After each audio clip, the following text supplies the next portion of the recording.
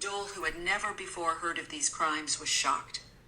When he joined the Senate, he kept an eye trained on the Balkans. Dole began denouncing Yugoslavia's human rights record in 1986. He introduced Senate resolutions expressing special concern about the state's systematic persecution of Albanians. Well, hello, folks. Thanks for coming back. I'm glad you're here. I just want to say before commenting on this article that I have made a fairly layered piece, so I'm putting in comments and quotes from other people's articles, including Chris Hedges and Patrick Lawrence, among others.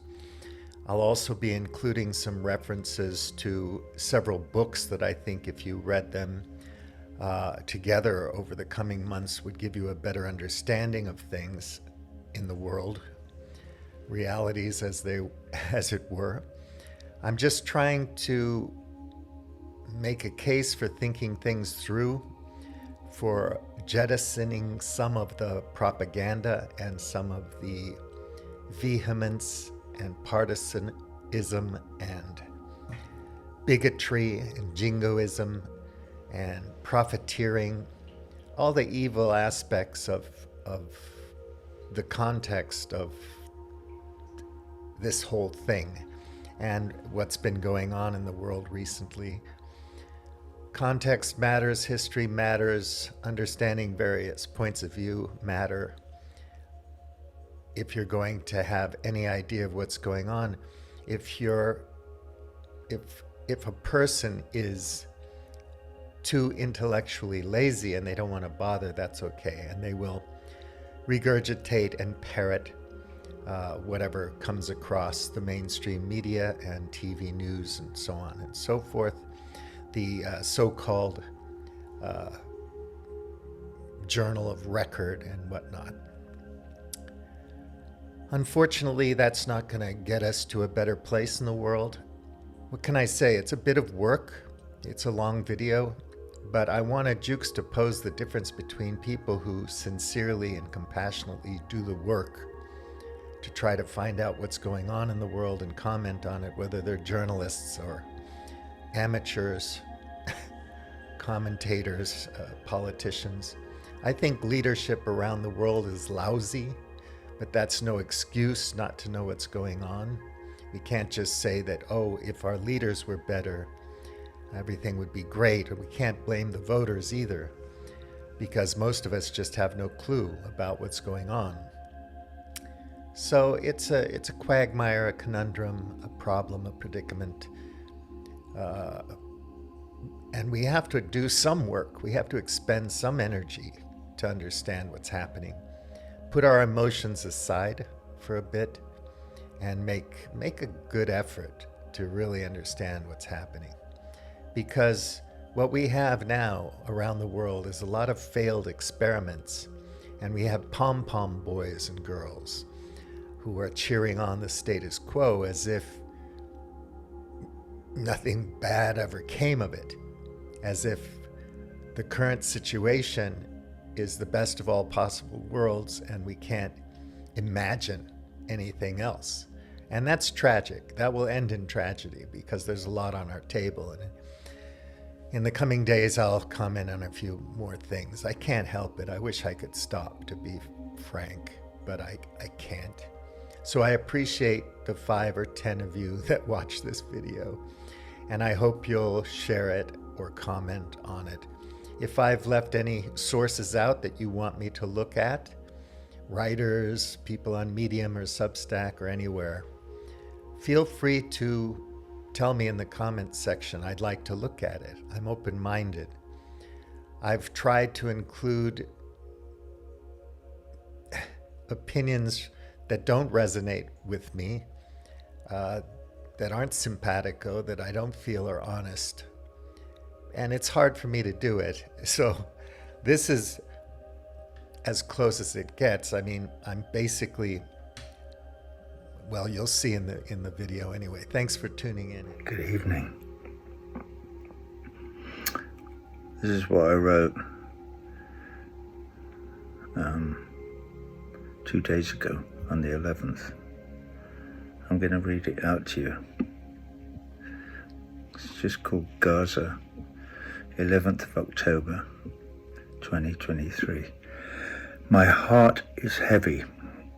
I am angry and sad. I have things to say, obviously.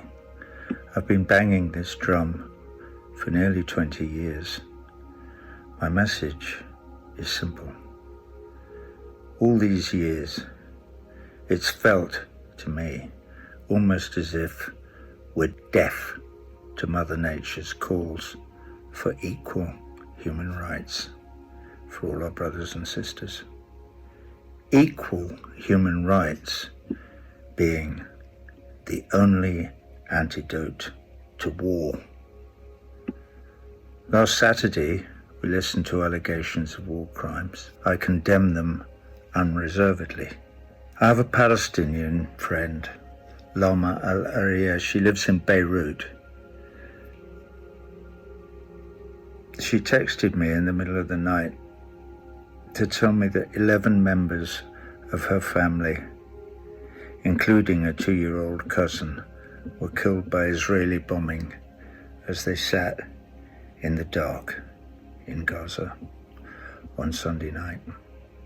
Naomi Klein, in an article in The Guardian yesterday, said, "This cannot be allowed to go on." I agree with Naomi Klein. Here's my suggestion of what should be done. It's only an opinion. This is what should be done. 1. There must be an immediate and permanent ceasefire. No more killing by anyone, Hamas and the IDF included. So what next? How to prevent future bloodshed. 2. Get round a big table and hammer out the bones of a one-state solution to this whole unholy mess. One based on respect for equal human rights under international law. A new state with equal human rights for all its citizens, irrespective of their ethnicity or religion or previous nationality. This new state would be I've written this in italics, an actual real democracy. 3. My suspicion is that the new state's constitution would need to include provision for truth and reconciliation hearings like they had in post-apartheid South Africa. 4. A side issue. Obviously, the Golan Heights are not part of any of this. They are part of Syria, where they belong. So that's the dream. My heart is still heavy.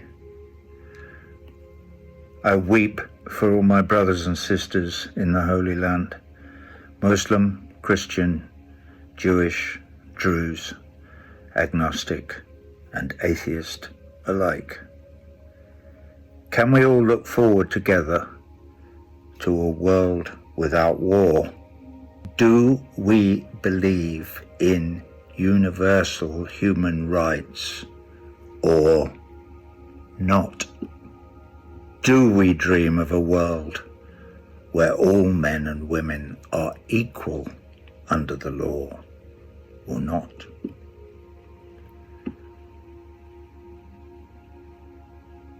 My father, 1914 to 1944, dreamed that dream. He died in Italy fighting the Nazis to defend that dream. I dream that dream too. No ifs, no ands, no buts. I dream that dream too. So,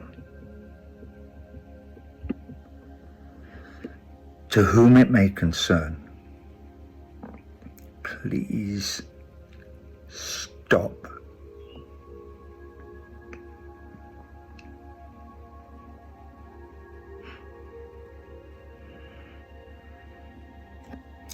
Lover.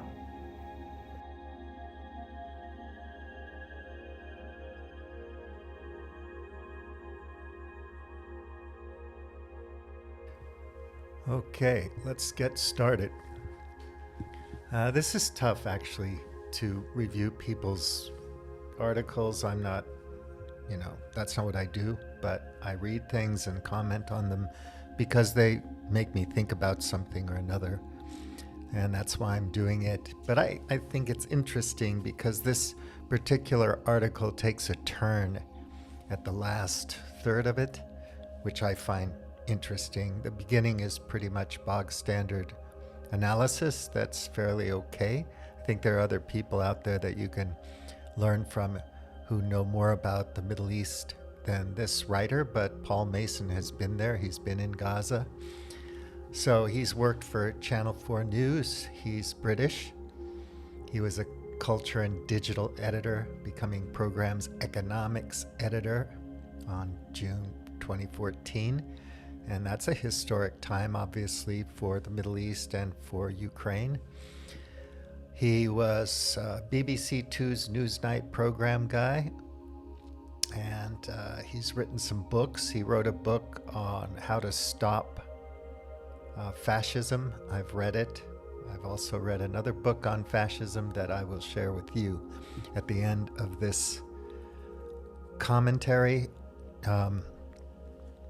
I've got several books I'll recommend at the end of the commentary, and if you read them, if you spend the time and the effort, you will learn a lot and you will have a much finer grained understanding of everything that's going on today, whether it's about war, geopolitics, economics, human nature. You can always go to Globe Hacker's book recommendations page for books, but I'll give you a few that really will give you a better lens for these issues, especially this horrible thing going on in Israel and Gaza. So here he goes. The Hamas terror attack has triggered war in Gaza, a geopolitical crisis, and now, from Sydney to New York City, outbursts of street-level anti-Semitism in the West. So people in the mainstream who are walking that fine line to keep in the limelight, to keep their jobs and to sell their books, they have to be careful, right?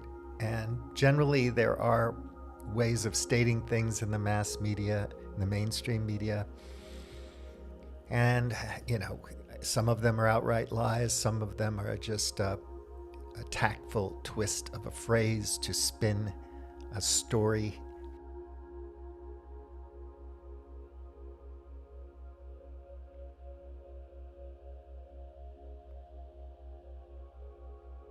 But anyway, outbursts of street-level anti-Semitism in the West. Well, I don't know if that's true. I haven't really seen those outbursts, but I do know that there are crazy groups around the world who are anti-Semitic and demonstrate and do nasty things. And so we should focus on those groups and what they do and not try to generalize it. So what I think you'll find later is that there's a lot of generalizing these types of things and labeling anybody who demonstrates for Palestinian rights or whatever is somehow an anti-Semite. So, though I am no longer an expert in the region, I can throw some concreteness into the current battle of abstractions. I don't know if there's a battle of abstractions. There are powerful interests who are spinning the story for their own benefits, and there are all kinds of bizarre ideological groups and people who want to spin it to suit their ideology. There's all the usual cognitive dissonance and so on that pops up because of biases and whatnot. Battle of abstractions? I don't know. What's so abstract about it? I mean, I see mainstream media using weird language, like every time a Israeli gets killed, they get killed, and when Palestinians die, they just die.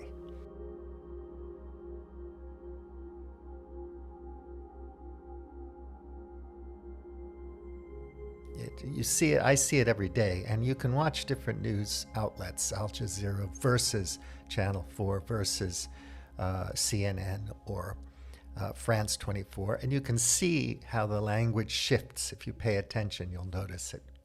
So Biden is emphasizing the need for lawfulness. Of course, that's what he must do. But has the United States had a history of breaking international law when it suited them? And again, I'm going to recommend this Capital Code book, Coding Capital, how to do that, to give you an angle on what the true interests of the United States, the most powerful country in the world. Some people call it an empire. So yeah, they bend the rules, they break the rules, they make the rules. So he goes on to say Hamas rules Gaza like a mafia state. Maybe. They run the place on a mixture of terror, public service, provision, and the kudos of their fighters. And, you know, it wouldn't be too much of a stretch for some intellectuals, writers, commentators, observers of world history and current events that the empire, Uncle Sam runs the place on a mixture of terror, public service, provision, and kudos of their fighters. But of course,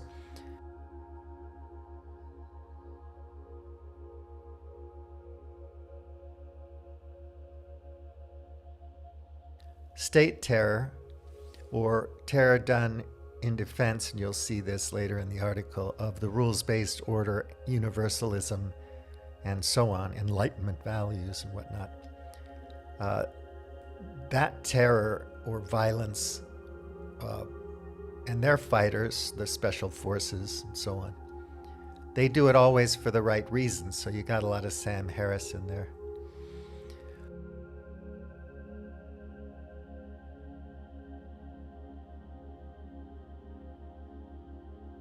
Islam is just the mother of all bad ideas, and what we do in defense of Enlightenment values, so very Pinkerian, Pinkerisms, which, you know, I don't have anything particularly against Steven Pinker, but I think you know what I'm saying. They are feared, but there is widespread disrespect for them, especially among secular and nationalist sections of the population. So he's saying here that there are different sections of the population. So let's remember that. Not everyone in Palestine is a Hamas terrorist. There are secular and nationalist sections of the population that fear and disrespect Hamas. Okay, so he says it, but how he says it can make one think he's saying something else. Paradoxically, the Western anti-imperialists trying to apologize for the terror attacks and the Israeli right calling for retribution against civilians both need to identify Hamas with the Palestinian population of Gaza in order to justify violence. But there is no basis for doing so. I have a problem with this because I think that's a false generalization. I don't think all Western imperialists, anti-imperialists or anti-colonialists are trying to apologize for any terror attack. There may be some, and those people are despicable, grotesque people, but you can't put them all in this box and say, you know, Western anti-imperialists are apologizing for terror. I haven't heard any of that. Maybe I'm not turning into the right info spaces or bubbles or echo chambers.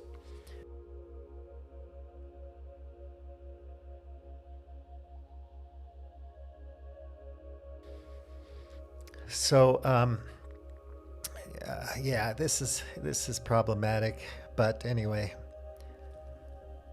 so you have to identify all Palestinians as Hamas in some way to justify all this violence.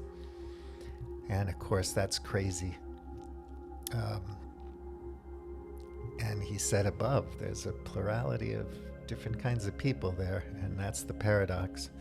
The fact that a violent action takes place in the context of a wider oppression does not make it either A, just, B, lawful under international law, or C, effective in pursuit of social justice. In the case of Hamas's acts of terror, looks set to achieve the opposite. Anyway, I agree with this. There's wider impression and historical context, but it doesn't justify killing women and children, innocent people. People have commented that if Hamas really did make a great effort to attack only military installations and soldiers and so on, it would be somehow more justifiable or normal, I guess.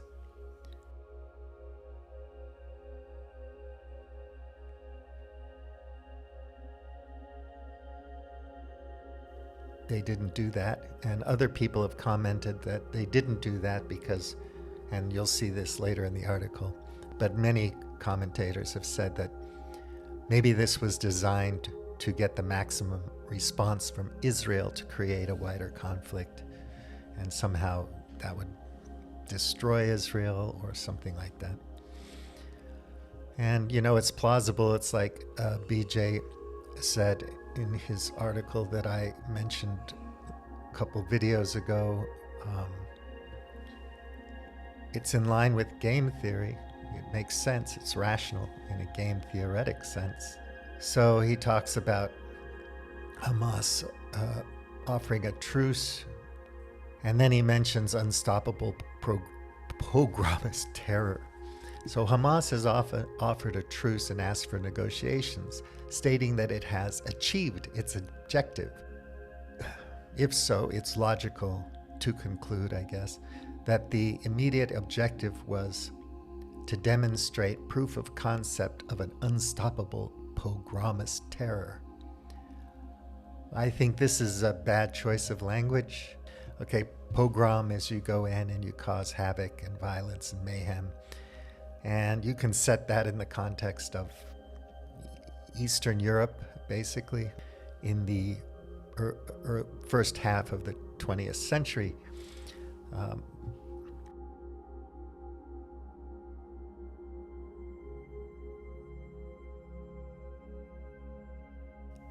Israel and Zionists, certain types of Zionists are vandals to Palestinian and the Palestinian homeland. And of course, various terrorist organizations in the region are vandals to the state of Israel.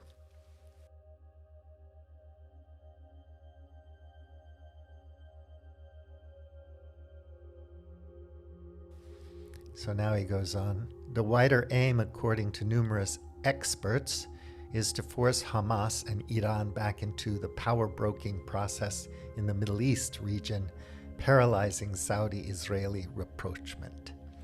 So yeah, again, you can study all kinds of things about energy and geopolitics and strategy around, controlling oil and gas resources, which is the lifeblood industrial civilization and consumerism and technology and everything we have basically now without oil and gas. So it's pretty damn important. So all the geopolitics, the machinations and the stratagems and everything by all major powers around all of this is important, and it's part of the great game and always has been. So the players are very aware of this. Whether they play the game well or not is debatable, but I can see that. So he talks about this Khamenei speech in October, warning the firm view of the Islamic Republic is that the governments that are gambling on normalizing relations with the Zionist regime will suffer losses. Defeat awaits them. Today, the situation of the Zionist regime is not a situation that encourages closeness to it. They, other governments, should not make this mistake. The usurper, Zionists regime is coming to an end. And of course, that's what they always say. So, the Crusades, the Ottoman Empire, the British, Lawrence of Arabia, on and on and on. And all the internal conflicts between various Muslim tribes and groups and powers and nations. This has been going on forever. And it's not going to end. So yeah, they would say that, wouldn't they? Hamas could only achieve the aim of ending Saudi-Israeli rapprochement with an attack designed to trigger massive retribution, risking a regional all-out war. So why, despite its formal turn in 2017 to anti-Zionism, ditching the 1988 covenant and its violently anti-Semitic language, did the attack take the form of a deliberate and extreme slaughter of Jewish civilians?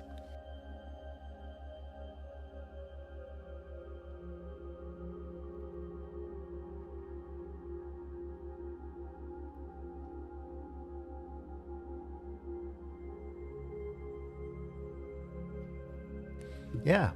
Is that a calculated strategy, tactic to turn the whole world upside down, or what? I mean, how smart are these villains on all sides? Because I think most leaders in the world today are villainous, but I'm not a mainstream hero. I'm not in a nice suit in the nice rooms talking to all the nice people. So I'm not part of that thing. But it's interesting when you go through an article like this, always look at the hyperlinks. So this one you can see is Avalon Law, Yale, looking at the 1988 covenant. What is that? And this turn is Digital Projects, PalestineStudies.org. So from 2017. So at least he's giving us some references here that we can look at. What happened in 2017, anti-Zionism, the 1988 covenant and whatnot. So I appreciate that. And here's another one, Arets.com opinion, take fascists at their word. He's quoting Zeev Sternhell, sorry.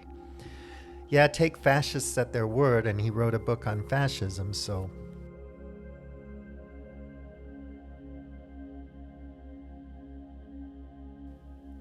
he's obviously knows what fascism is, I hope, and doesn't broaden the definition of it too much, because we tend to point the finger at people we don't like and call them fascists. And we tend to broaden the definition of words like pogrom, fascism, genocide quite a bit, and sometimes that's not helpful. Thus, the Zionists are filled with grudge. They are filled with anger. Of course, the Quran exclaims, say, die of your rage. That's right, be angry and die of your rage. All this will happen. They are dying, with God's help. This matter of die of your rage is happening now as regards the Zionist regime.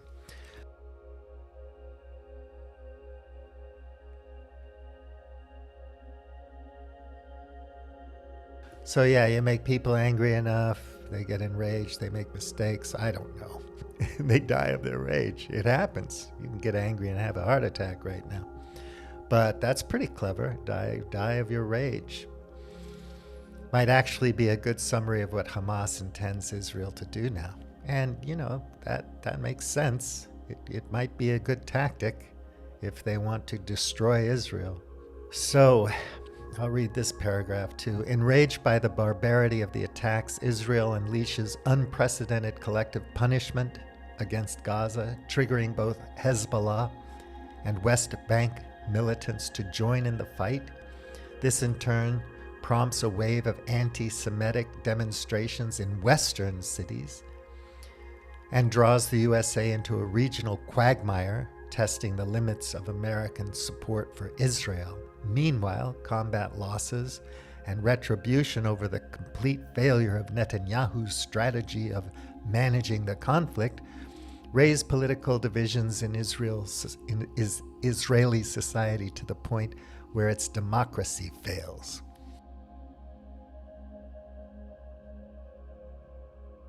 I can see that. That might exactly happen.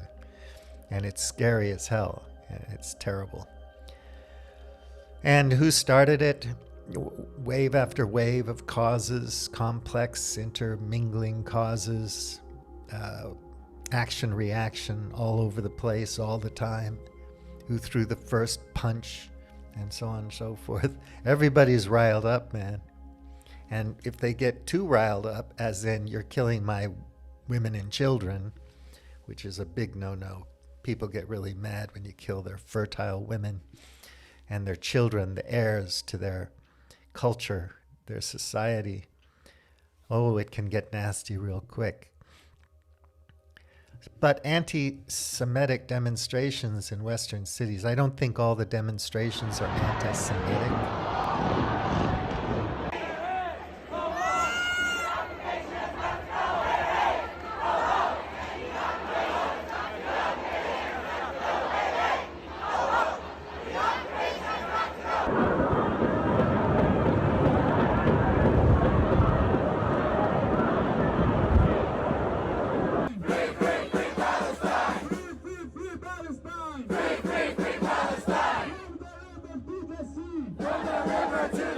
At all. I think some people honestly and sincerely sympathize with the plight of Palestinians.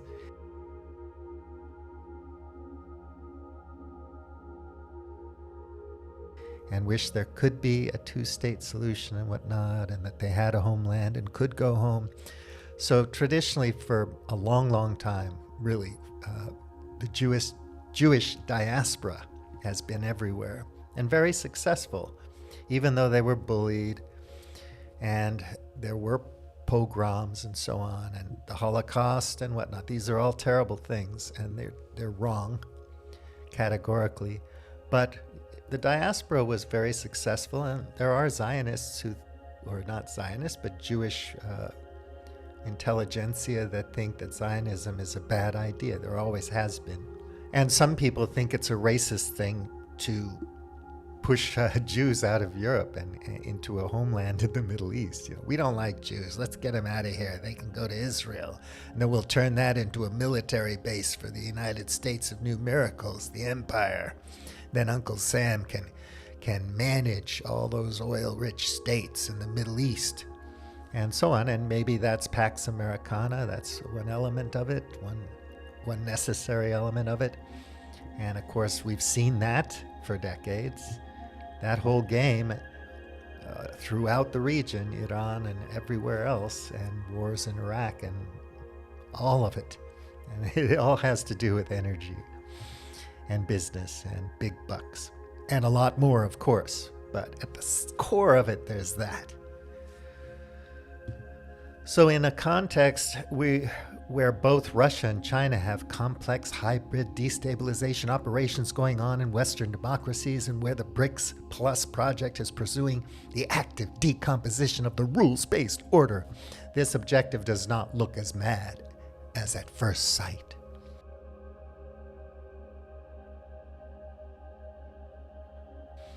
So this is a big mouthful here, okay? So anybody who doesn't like America running and coding capital and running international law and international institutions and that rules-based order, and some people would call it a white European, white supremacist.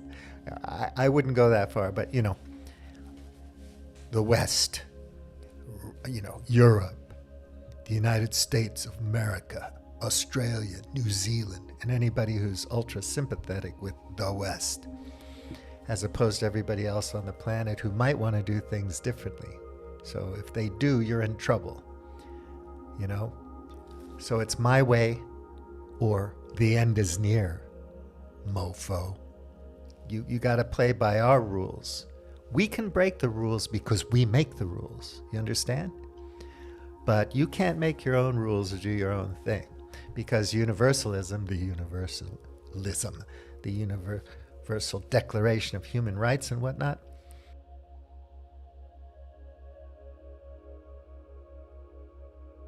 is better. You know, it may not be the best system, but it's better than all the rest, or all the rest we haven't tried, or all the rest we can't imagine. So there's a certain kind of thing there. A lot of people are on that bandwagon, that train, and so the conflict continues forever.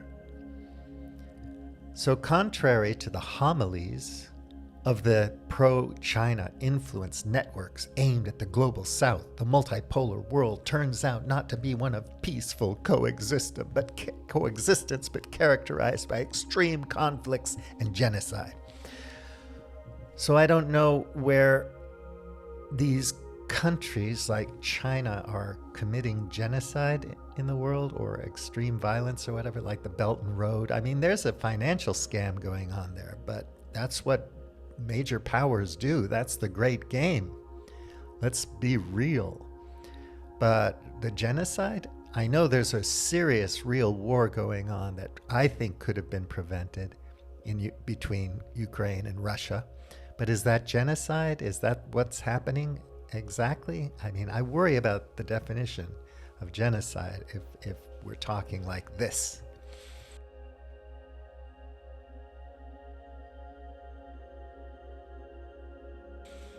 I think a lot of really honest, smart, in the know experts would beg to differ about this. I don't know that China's really trying to wreck the world. I've worked in China for a long time. I've lived in Beijing, Shanghai, Hong Kong. I've been in the Asia region a long time, Tokyo, Singapore. I don't see it that way. I can't see it that way. I know these people. So down here he says, he talks about Russia, Ukraine again, so you're going to conflate those two things, you have to. The genocide of the Uyghur people and culture, I haven't seen that. I haven't seen those re-education camps. I don't find any really good evidence for it, having been there, literally been there, and knowing Uyghur people in Beijing, Shanghai, and in Xinjiang. I don't know that we have evidence for that. I wouldn't call it genocide. So if there is this move to make Uyghur people Chinesey, Han Chinesey, then what are we going to say about French people who want to make French immigrants Frenchy, Frenchesque, Francophile, whatever? Or like, you can come to America, but you better learn English, motherfucker. And you better become an American citizen, understand what that means, and love our Constitution and read the Bible. You know, whatever your criteria is, you know, we'll let some, Syrian refugees, arguably created by the empire, come to Germany, but you better assimilate, okay? Same thing in the UK. So I don't know. Is the CCP and Xi Jinping and all the Chinese people in China, the 1.3, almost 1.4 billion people, are they all just racist people who are trying to kill all the Uyghurs? There's Inner Mongolia. China is not ethnically one thing. I've driven from Guangzhou to Yunnan. That's a long drive. And, there's a lot of diversity in China. But it's what you get when you purposefully dismantle the international order based on treaties and explicit rules. And where elites in Russia, the USA, Brazil, and parts of Europe are openly experimenting with ethno-nationalist politics. Well, ethno-nationalist politics has been around for a long, long time, so it depends on how you want to characterize that.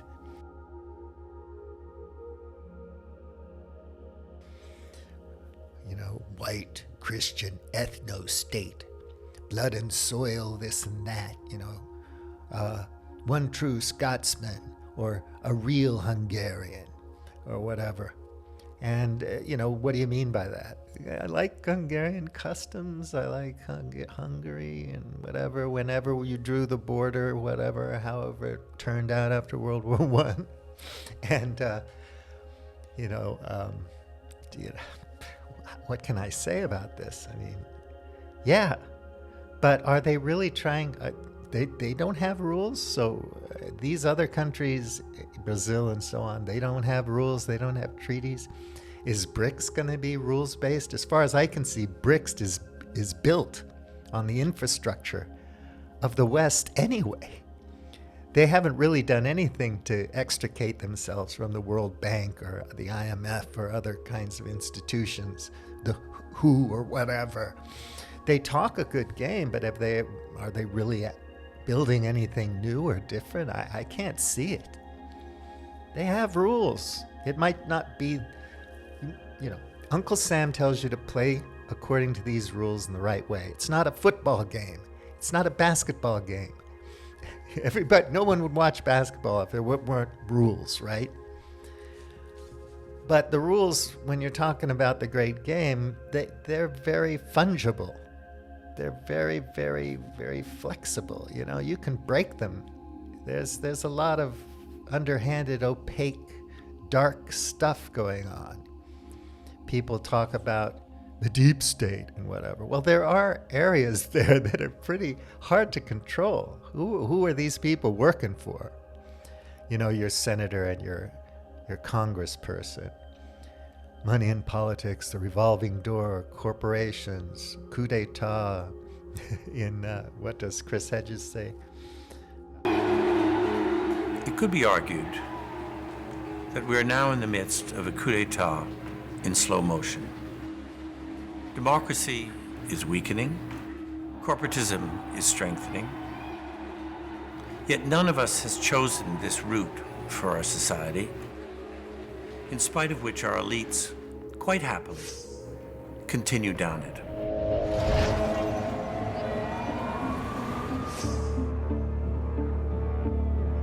Trump is the symptom, he's not the disease.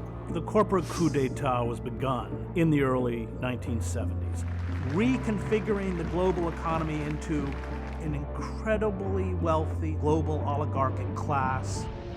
Chaos, then, is a feature of multipolarity, not a bug. Well, chaos. How stable has this thing been and for how long? Less than a blip in the history of civilization. So it depends on what you call chaos. When did the chaos start? In 1950, in 1930, in 1910, in 1860? When did the chaos start? When was it all just harmonious and perfectly running like a top? Was it Clinton? You know, Bill Clinton's 1990s? Maybe the 80s and 90s, everything was perfect. Then you had the dot-com bubble and the 2008 financial crisis and blah, blah, blah, blah, blah. You know, I just don't know when it was, you know, so we're going into chaos. And, you know, I've read fucking Alexander Dugin. I mean, multipolarity. Well, again, it's like, how quick can we Americanize the world and get them all on board, playing the game the way we like to play it? Then when you really examine the way the West plays the game, has it caused any problems? Can we think of any time anywhere where there has been violence perpetrated and problems caused? Are we not dealing with the sixth extinction? You know, the insect apocalypse. Are we not dealing with climate change? Global heating, the omnicidal heat engine.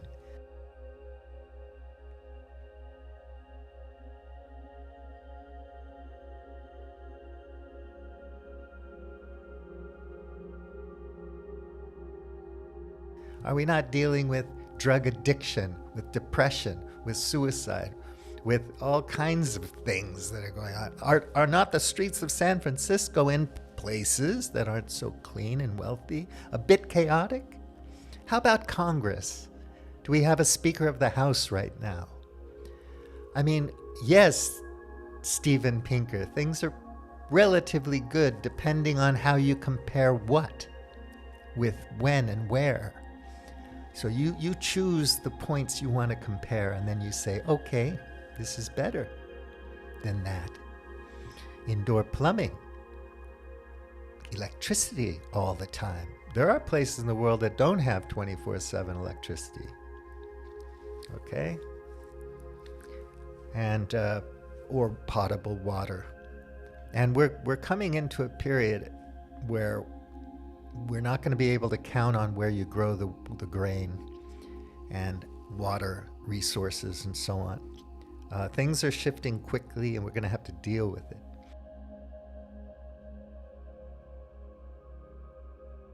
So yeah, I'd like to have some global order and harmony and coherence and collaboration and peace.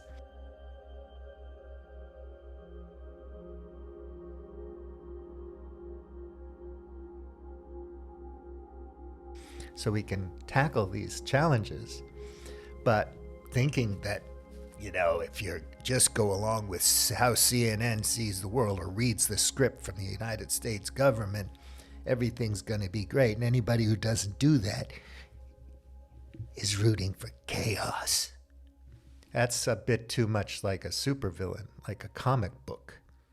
So then he goes on to say, I doubt Netanyahu and his project of replacing Israeli democracy with an oligarchic far-right autocracy can survive this shock long term.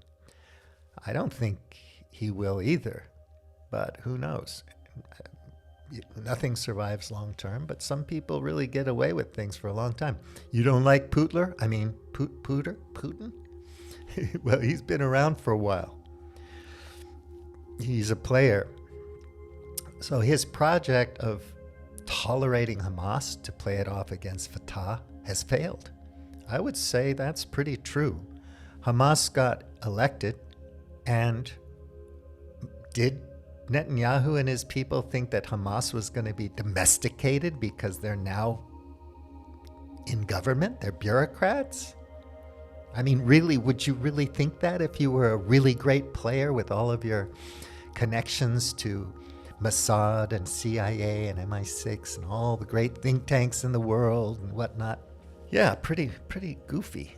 So in framing the response of the international community, we are also attempting to frame the response of any stable Israeli government that emerges from the crisis. Well, let's hope into a world that's getting much, much better than it is now, because the players who are playing now are not playing very well.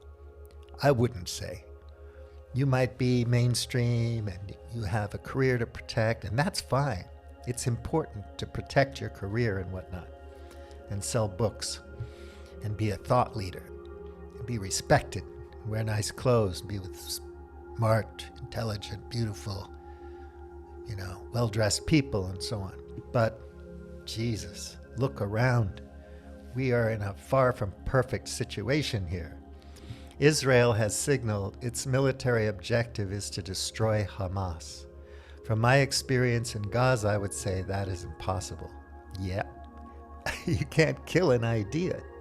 You can't kill a movement that has deep ideological roots. We don't even have to bring religion into it. Really, man, you can't. So you kill everybody now, a new guy's gonna pop right up in his place.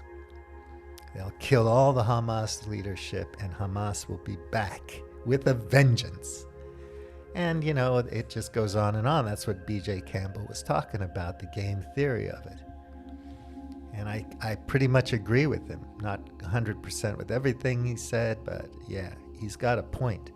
So it will need a sustained urban combat operation, a long-term military occupation, massive loss of civilian life, an existential refugee crisis in Sinai, and the diversion of U.S. supplied ammunition and resources from Ukraine. Oh, God forbid. Can you imagine? I mean, you're going to have less money, but, you know, we have modern monetary theory. We have a central bank. We can print as much money for war as we want. We just can't afford school lunches.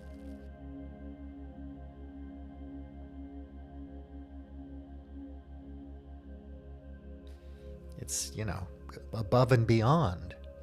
If kids are good kids, they'll figure out a way to buy lunch, for God's sake, or be homeschooled.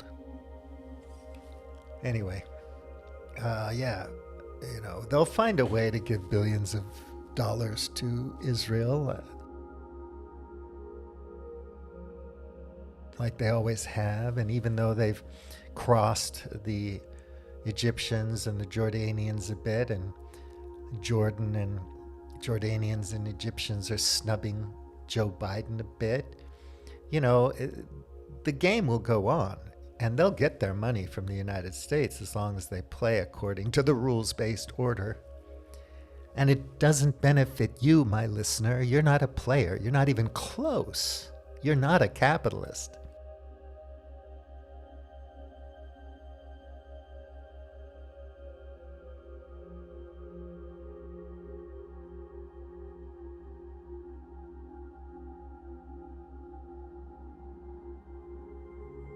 You don't go and steal people's shit and code it as yours, you know. Yeah, this I agree to, having been to Lebanon and Israel and whatnot. But here he's talking about, this is interesting actually, because it's tragic and it's a horror story to think about an invasion of Gaza. Typically, from my experience, combat in Gaza takes the following form. There is a street with children playing at one end. In the middle, it is eerily deserted. At the other end is the IDF, and above is an IDF drone, Israel Defense Force. But there is no front line. So the Mujahideen and all the terrorists and all the fighters and combatants, they're hidden. And you can listen to other people with military experience talk to you about that.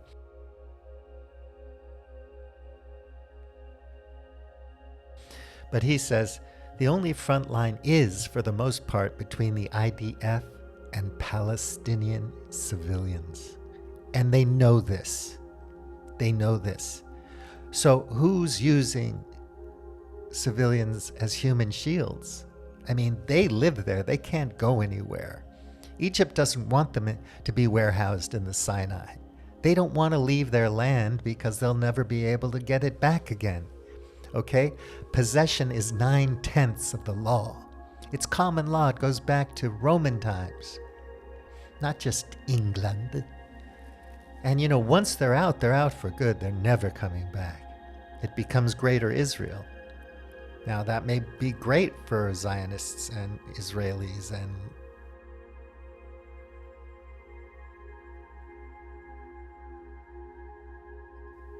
some Jews and the Empire, Uncle Sam. They love that. Europe may love that for some reason, even though Europe's getting completely reamed by the United States of new miracles. That's another story, but anyway. They can't effectively shelter, and Hamas instructs them not to leave. So I don't know about Hamas saying that, but I know the people don't want to leave. And maybe Hamas does say, don't leave, because if you leave, you're never coming back.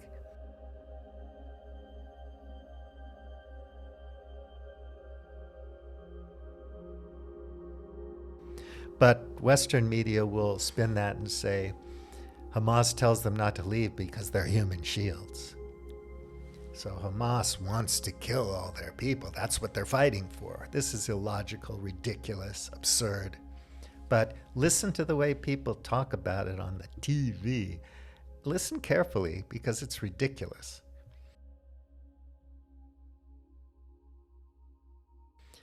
So in addition, the civilian population cannot flee without the creation of formal safe routes south and a corridor into Egypt. And many will not move because, as stateless people, they believe they will never be allowed to return nor to claim asylum anywhere. See? He said this, and then he said it. What I said. So these are common people, plebs and proles, Putongran, who realize that if they leave, they're not coming back. If you boot me out of my house and take possession of it, I'll never get it back. And I don't have the army or the power or the suits to fight you. And I think people are not stupid, right? So does Hamas have to tell them? But let's spin it that way. They voted for Hamas, so blame the voters. You voted for Trump. Blame the despicables, the deplorables. That's not going to win any hearts and minds in America.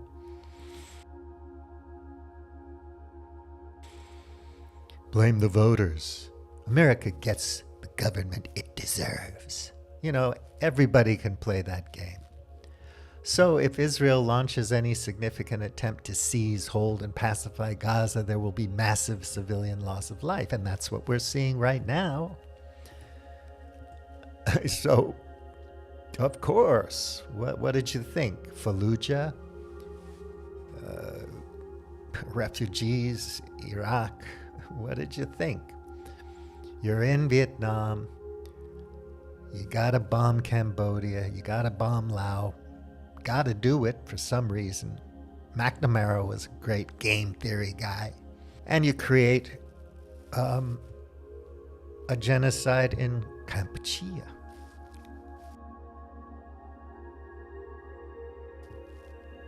Because you literally helped to create the conditions for Khmer Rouge to pop up. Now, am I saying that it's all America's fault? Cambodians have no agency. They're just waifs, puppets for the American empire. No, but you have conditions and preconditions, and from that emerges things. And if things had been different, if you'd been born to a mother that wasn't a drug addict, with a father who had a good job, and they were in love, brought you up, gave you an education, you were well fed, blah, blah, blah, your life would have been different. You wouldn't be in jail. We don't have to get all Robert Sapolsky on it, or Gabor Mate on it, but you know what I'm saying. Things could have been done differently, and it would have changed things. I mean, haven't you watched It's a Wonderful Life? So not only will liberal sympathy for Israel evaporate, but the Muslim minorities in some Western countries will be radicalized. Have we not seen that before? Je suis Charlie. ISIS. And where are these organizations now? Al-Qaeda. They're not gone. They're still here. They're just in a dormant phase for a moment, waiting to be, boom, jacked up, given a shot of adrenaline so they can pop right up and start killing people again.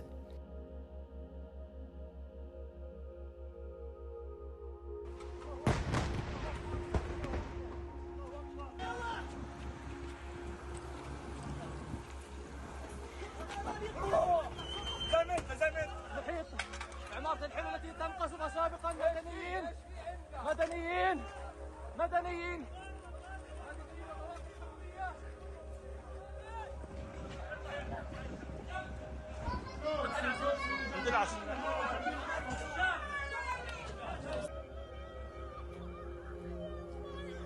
يا اولاد يا ناس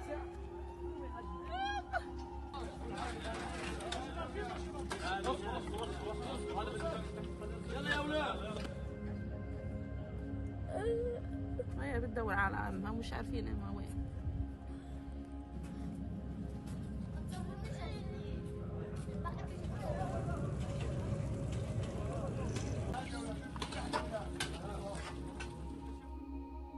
While their boss foundered under the reporters' continued grilling, they joked that the secretary seemed to be scouring the room for a black or Asian face, so that he could call on somebody who might steer the discussion away from the problem from hell. The following day, the Bosnian Serbs fired 3,777 shells into Sarajevo in a 16-hour period, one of the highest counts ever recorded.